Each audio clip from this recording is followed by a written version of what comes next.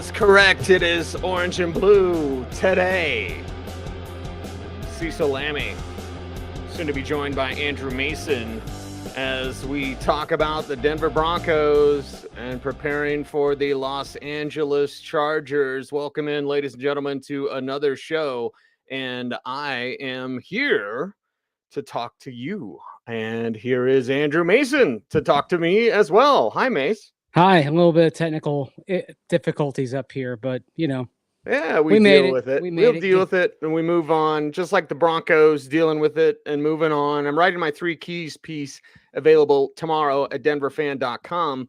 My first key is play keep away. Mace, we know that's football 101 when you face a high-powered offense. Can it work against the Chargers?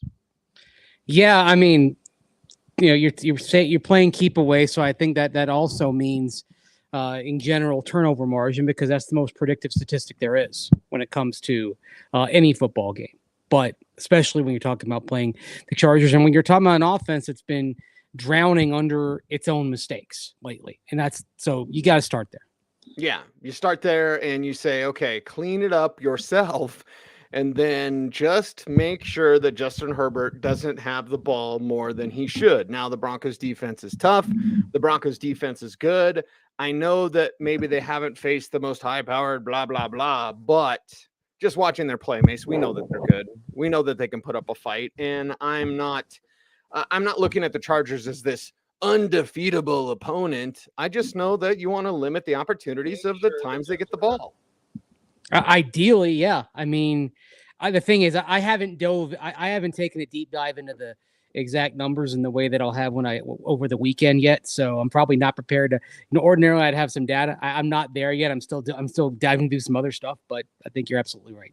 Yeah, and our eyes won't deceive us. Again, I think we're both film guys instead of being classified as like purely data guys. The data can back up the film, but the film tells me this Broncos defense can get after the passer, and the secondary, now with more Justin Simmons, will be able to pluck any if Justin Herbert gets a little reckless with the ball. And I think that's where the defense can add in as well and like really help out this team, because scoring points has been a problem. So if you can get a defensive touchdown, dare I say a return touchdown, that would greatly benefit what this team wants to do. Yeah, you can't rely on that, though. That's the thing. I mean, it's nice if you get it, but the Broncos, I mean, we talked about it even going into the Raiders and Colts game, how nice a return touchdown would be.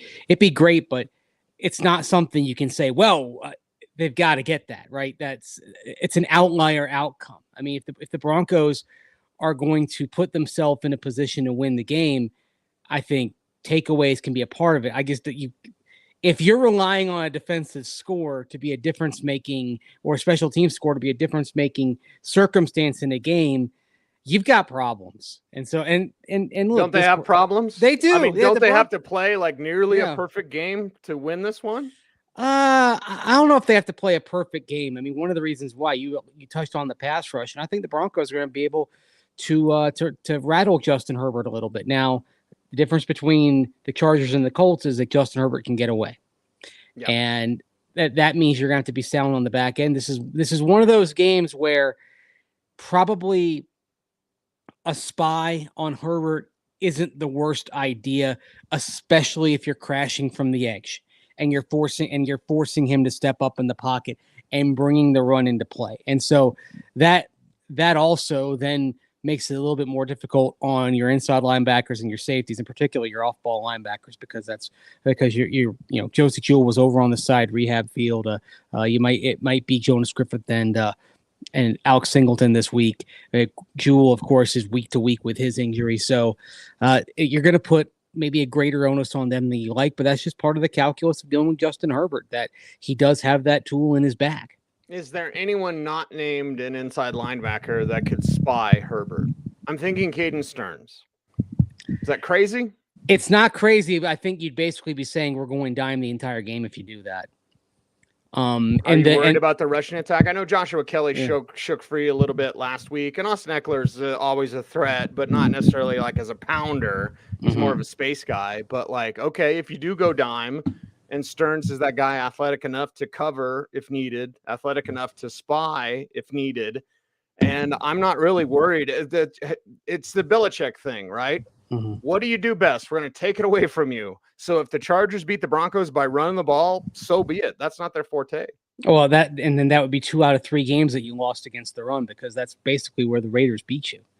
And one thing that was a concern that emerged from the Raiders game for this Broncos defense is when you get them spread out in sub packages that you can check the draws, and you can just kind of have a field day. I mean, now some of that is Josh Jacobs lighting up whenever he sees the Broncos. But I think if you're another team and you look at the film of that Raiders game, and the Raiders did do things to this Broncos defense that the other 4 opponents didn't do, at least not consistently. Seattle had a good half, and then Denver, to its credit, made a couple of tweaks and then just played with a little bit more energy in the second half. But really, if you're the Raiders and if you're the Chargers, you're looking at that Raiders film and saying, okay, if I can get them spread out, maybe I am just doing a quick draw to Austin Eckler, and that's the kind of thing that Eckler can flourish at as well. I mean, really, if you're the Chargers and you get them spread out, then it comes down to up front making sure you take care of the Joneses, and if you can deal with the Joneses up front and get this defense spread out, there are going to be some running lanes. Yeah, there's going to be rushing lanes. I'd say draw play, screen passes. You know, if Denver's going to rush you and Denver's going to rush you, then draw play, screen passes, football 101. We'll see if, Brandon Staley follows that. He's a wild card. Brandon Staley. Yeah, you just said wild card, right? I mean, yeah. Staley, I don't know. I'll say this for him. I want to say something positive about Brandon Staley. And this is strictly kind of inside baseball media type of thing.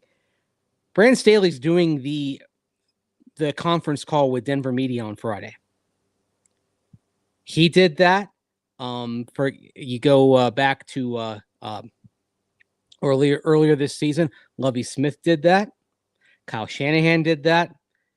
Tip of the cap to the coaches that do take part in a fairly time-honored, maybe not tradition, but procedure as far as promoting the game and covering the game. Pete Carroll didn't do that. It was a short week for Frank Reich, so I'm gonna defend him. Josh McDaniels did not do that. I mean, shame on Josh. Why did the NFL ever stop them doing that? Like it seems like it should just be part of your gig. It should. It really should. It's barely any water off a coach's back. It's 5 to 10 minutes. Frankly, the one thing that I found, if it's Andy Reid, it's 2 minutes. Yeah. One thing I've found with a majority of coaches with whom I've been a part of these media conference calls over the years is that they're sometimes more candid than they are with their own local media. It's a different audience, right? The conversation flows in a little bit of a different way. And I can say this, like Bill Belichick, when he would do media conference calls, I mean, if you got the right question to him about something, you ask him about Navy football.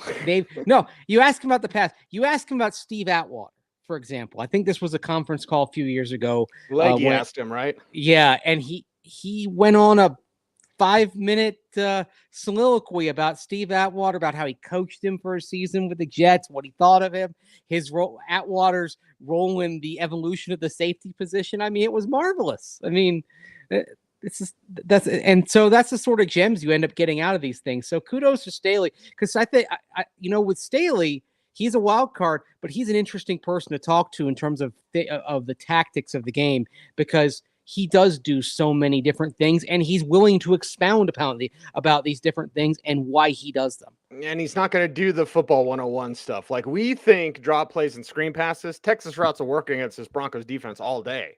Using the tight end to work against the Broncos defense all day. I don't know if Staley will do that because he'll attack him. He might even go after Surtain a little bit. Just to test him. I think, yes. I mean, and if you've got a pretty good receiver, I think you do that. You do that a little bit. I mean, Josh McDaniels went at and Derek Carr. They went at Pat Surtain a little bit with Devontae Adams, right? It was fun to watch. But then when it came time to really butter the bread, you were going elsewhere. And I think that's what you'll see Monday night. You'll see them probe Pat Surtain, But if Keenan Allen is out there and he's going against Damari Mathis or Michael Ojemudia, probably Mathis, but Mathis was over on the side rehab field on Tuesday. So we'll keep an eye on that when we get back out to watch practice on Thursday. Whoever is on Mathis or whoever is on Allen, assuming Allen plays, whether it's Mathis or Ojemudia, that's the matchup they're going to exploit.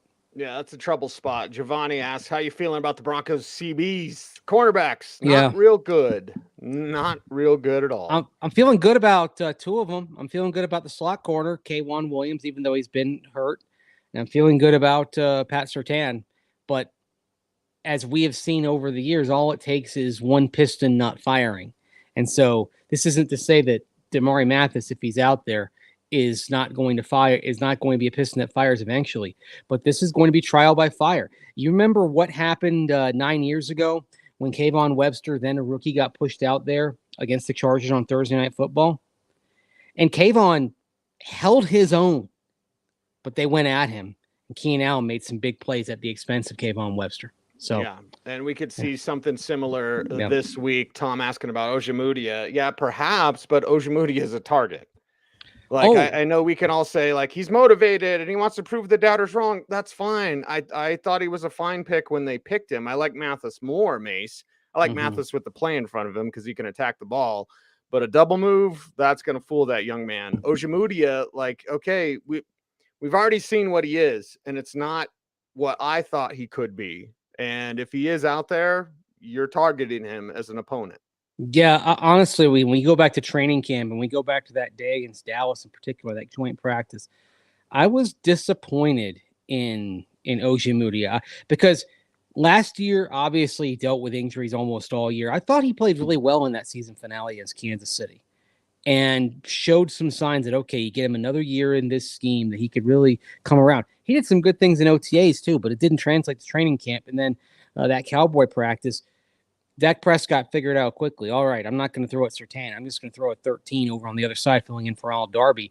And the Cowboys at that point began marching up and down the field and move the ball against Denver's defense. And so that's my concern there is we've seen what it looks like this year with OJ on the other side. Hopefully he does better. He's a good dude, and I'm pulling for him if he gets out there, but it was rough when he got thrown into the fire in training camp. You know who's a good dude? Giovanni brings up PJ Locke. Yes. I love watching that young man play. And if I think about the future of safety at this team in that position, I'm like, you're in very good hands with Locke and Stearns. And of course, Justin Simmons is one of your foundational players. Yeah. I mean, we always look over the horizon here, and with all respect to Kareem Jackson, who's more than holding his own here in year 13. He's almost playing better this year than he did last year. I think frankly, the coaching change and the scheme tweaks have helped some guys,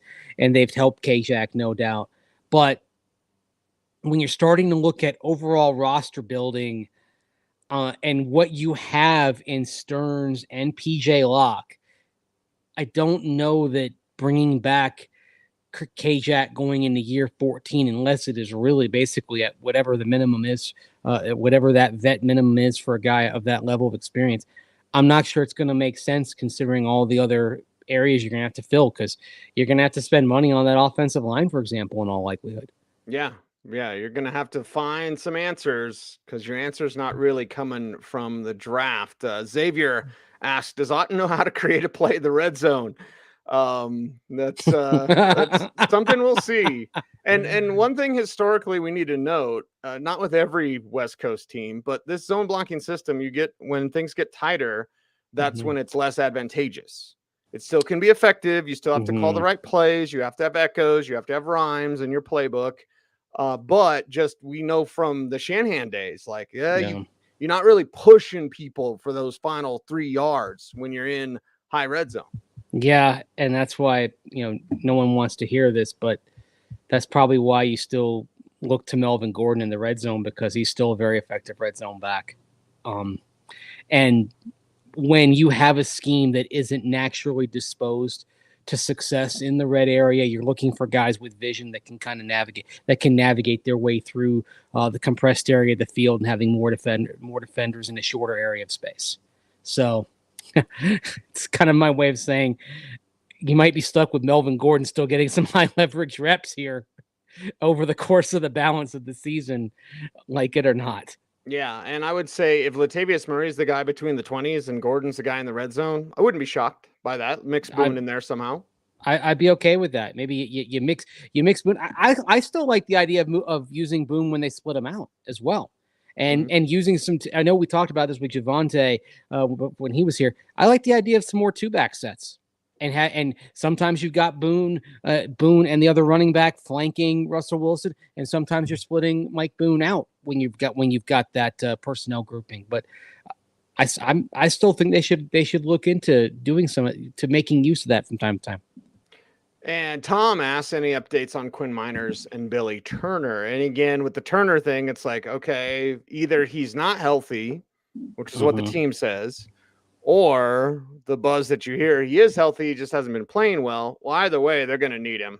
I don't care if he's not playing well.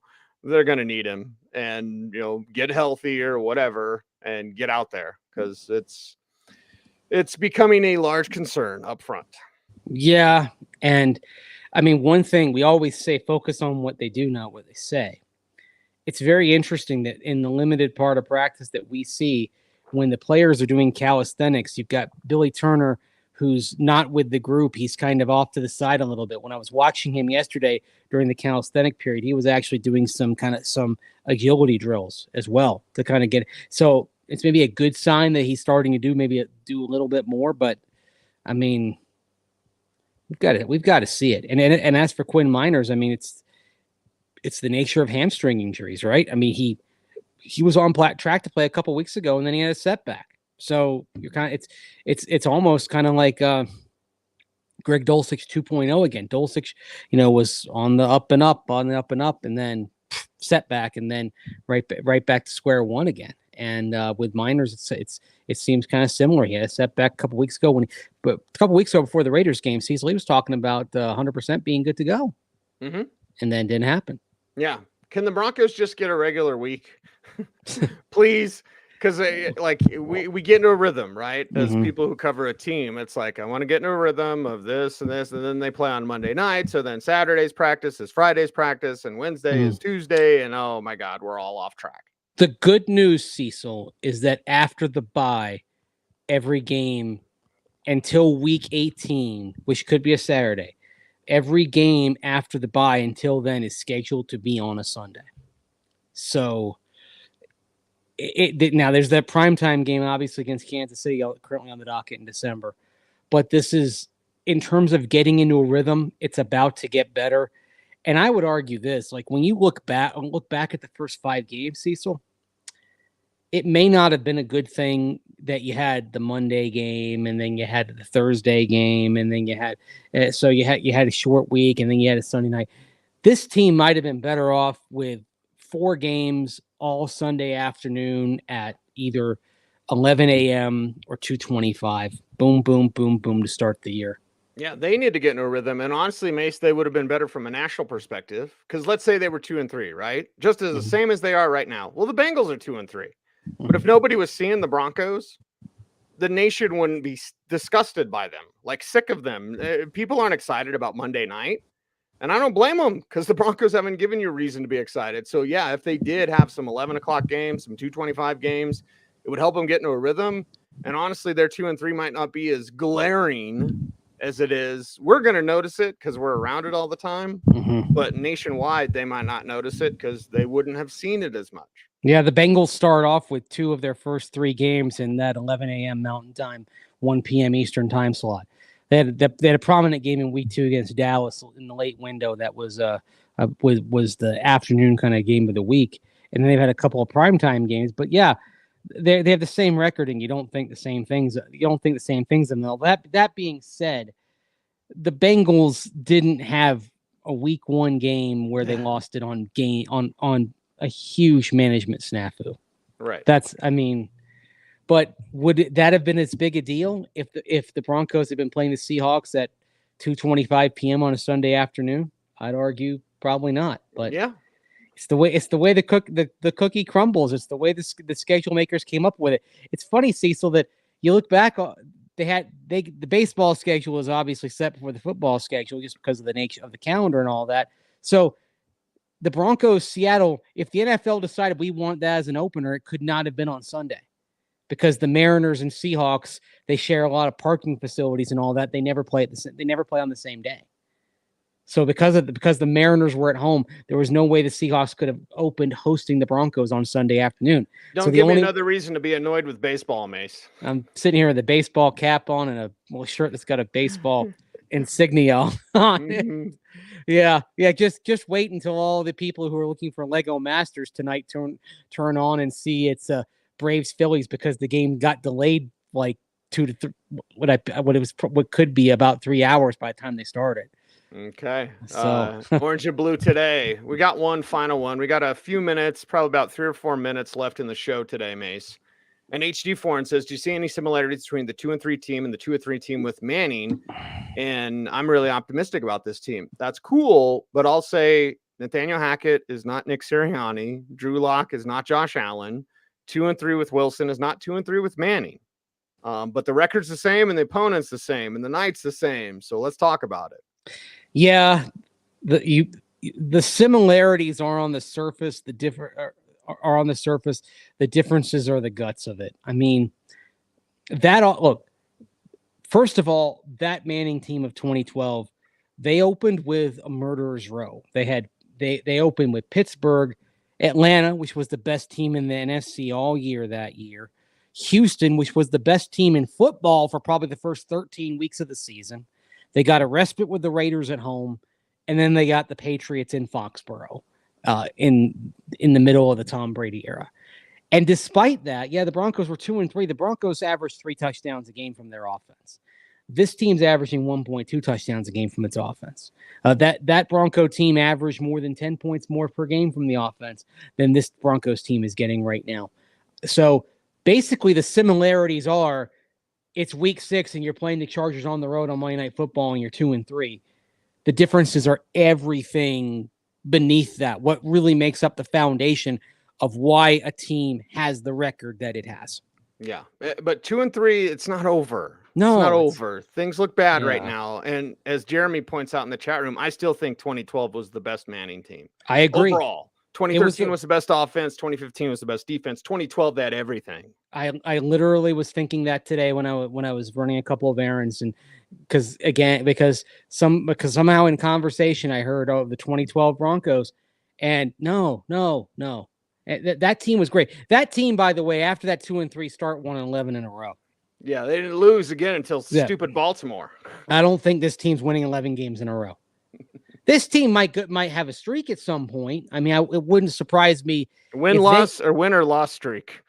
I think they can have a win streak. I think. Okay. I think it might even start here. If it doesn't start against the Chargers, it might start against the Jets. I could see a 5-game win streak coming for this team. Now, I don't think it's going to be fireworks that are accomplishing it. I think it's a 5-game win streak over the Jets, Jaguars, Titans, Raiders, and Panthers. And maybe a couple of those games are 17-13 slobber knockers. But a streak is a streak. A streak is a streak, so says Andrew Mason. I am Cecil Lammey. It's Orange and Blue today. Make sure to follow us both on Twitter. Make sure to follow us every day right here at 3:30 p.m. Mountain Time. He's Mace. I'm Cease. OBT is a BFD. Thanks for watching. Stay tuned and stay frosty.